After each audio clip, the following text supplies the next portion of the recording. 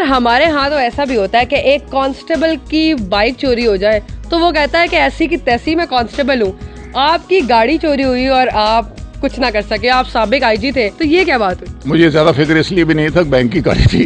किताबें आप लिख रहे हैं, आपने 35 साल पुलिस को दी है, तो आप अपनी बायोग्राफी क्यों नहीं लिखते? मेरे पास ऐसे ऐसे राज थे, अगर मैं वो लिख देता तो मेरे बड़े दुश्मन मर जाने थे। अस्सलाम वालेकुम, डेली पाकिस्तान के साथ मैं हूं दुआ मिर्जा। नाज़रीन, जब भी पुलिस का लफ्ज आपके जहन में आता है तो फौरी एक ऐसी शख्सियत आप इमेजिन कर लेते हैं जो बहुत जालिम और जाबिर हो। और अगर किसी आईजी का तस्करा मैं करूं तो आप फौरी समझेंगे कि एक ऐसा शख्स जिसकी तोन निकली हुई है। लेकिन आज मैं आपको एक ऐसे साबिक आईजी से मिलवाने जा रही हूं जो बहुत शरारती हैं। इनकी स्माइल से, इनकी पर्सनालिटी से भी आप अंदाजा लगा सकते हैं। लेकिन मैं ये इसलिए कह रही हूँ क्योंकि इनका करियर बहुत मजे का है। जब एएसपी थे तब इन्होंने बैंक में जॉब करने के लिए रिजाइन कर दिया, फिर दोबारा वो पैचअप हुआ और ये दोबारा इन्होंने सर्विस ज्वाइन की। फिर डीआईजी जब हुए तब भी इनके जहन में आया और इनको एक अच्छे ग्रुप की तरफ से एक अच्छी ऑफर हुई। इन्होंने कहा कि चलो जॉब फिर चेंज कर लेते हैं। आईजी बने तो ये रिटायर हुआ। ये सफर कैसा रहा और इतने चैलेंजेस क्यों लिए, ये इन्हीं से जानते हैं। ताहिर अनवर पाशा इनका नाम है। किस बात पे कहा आपने? सर आप स्कूल से भागे सबसे पहले तो, फिर आपने जब करियर शुरू किया, आपने एएसपी होते हुए आपने जी लीव ले ली और आप बैंक में चले गए। ये एक एएसपी की तो बड़ी ताकत होती है और एक बैंकर की क्या हैसियत है? पुलिस मेरा कोई चॉइस का जॉब नहीं था, लेकिन मुझे उसमें भेजा गया तो मैं फिर आना पड़ा मुझे। इस दौरान में जब भी मुझे मौका मिलता रहा मैं उसको छोड़ने की कोशिश की मैंने। एक एएसपी ने एक बैंक में जॉब करनी थी, तो पैसों का डिफरेंस कितना था? अच्छा खासा था। 1977 की बात है।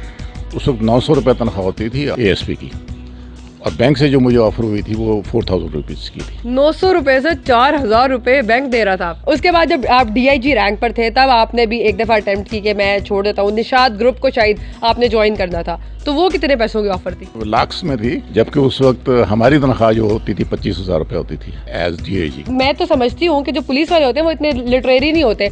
चौथी किताब आपकी मार्केट में आने वाली है और जो किताबें आपने लिखी हैं वो आपने सफरनामे लिखे, ये क्या बात हुई? शुरू से सियाहत का, पेंटिंग का और लिखने का शौक था। मेरी जो पहली अफसाना अभी स्कूल में था उस वक्त छपा। अच्छा। फिर उसके बाद कॉलेज में मैगजीन का मैं एडिटर मुझे मुकर्रर किया गया। जॉब में आने के बाद जाहिर है कि मैं ये शौक पूरे नहीं कर सकता। लेकिन मैंने ये भी सुना है कि जब आप क्राइम ब्रांच में थे तो तब भी आप थोड़ा सा टाइम मिलता था, आप पेंटिंग कर लेते थे। वीकेंड्स पे कोई थोड़ा टाइम मिल गया था अपना, जो इन अर्ज तो होती है ना, तो वो कर लेता था कुछ ना कुछ में। किताबें आप लिख रहे हैं, आपने 35 साल पुलिस को दी है, तो आप अपनी बायोग्राफी क्यों नहीं लिखते? चलिए गुस्सा निकालने के लिए किताब लिख लेता बंदा। पहले ख्याल बना था, लेकिन मेरे पास ऐसे ऐसे राज थे, अगर मैं वो लिख देता तो मेरे बड़े दुश्मन मर जाने थे। बच्चों में से किसी को पुलिस में भेजा आपने? बच्चों में से कोई भी पुलिस में नहीं है, अलबत्ता मेरी बेटियां पुलिस अफसरों से ब्याही हुई हैं। मैंने आपकी केस स्टडी की तो मुझे पता चला कि आपने करियर बैंक से स्टार्ट किया,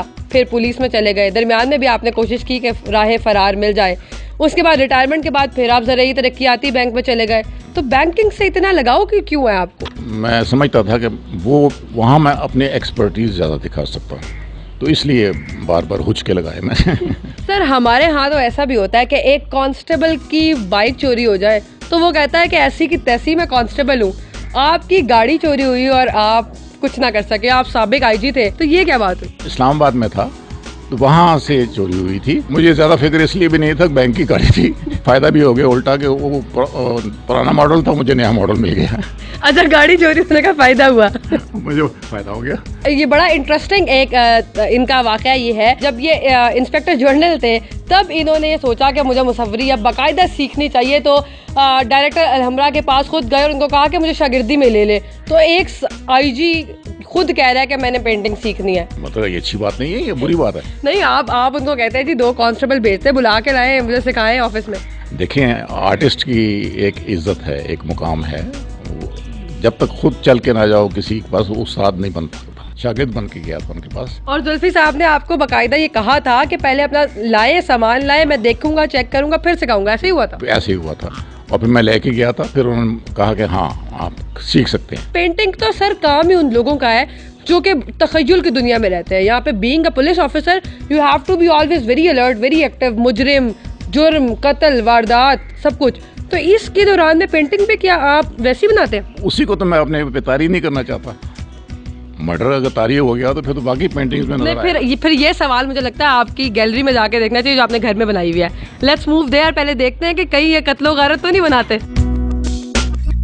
मैं तो ये एक्सपेक्ट कर रही थी कि कोई डकैती की और चोरी की, आपने जो पुलिस में देखा उन चीज़ों की पेंटिंग होगी, लेकिन ये तो बड़े अच्छे मंदिर है। तो नहीं, ये तो कैसे? एक सारबान को दिखाना जिसने ऊँट पकड़े हुए हैं, तो ये आम लाइफ दिखाने की कोशिश की। कोई स्पेशल सब्जेक्ट नहीं है मेरा। मतलब ये देखें जी, ये पाशा साहब ने बनाई हुई है और ये बड़ी इंटरेस्टिंग बात है कि एक साबिक आईजी ने खुद पेंटिंग बनाई है और ऊंट बनाया है और ये साहिबान बनाया जा रहा है और बड़े कलरफुल लाइफ है। तो ये एक इंस्पिरेशन है, मोटिवेशन है उन तमाम लोगों के लिए जो समझते हैं कि ज़िंदगी में जो उन्होंने प्रोफेशन चूज़ किया या जो प्रोफेशन में वो धकेल दिए गए उससे वो तंग आकर अपनी बाकी की ज़िंदगी भी ख़राब कर लेते हैं। तो सबसे अहम बात यह है कि आपने अपनी प्रोफेशनल और पर्सनल लाइफ में एक मार्जिन रखना है, डिफरेंस रखना है, अपने आप को उसका आदी नहीं करना, डिप्रेस नहीं होना। ज़िंदगी जीने का नाम है और ज़िंदगी ऐसे जीने का नाम है। एक नई स्टोरी के साथ फिर से मुलाकात होगी अल्लाह निगहबान।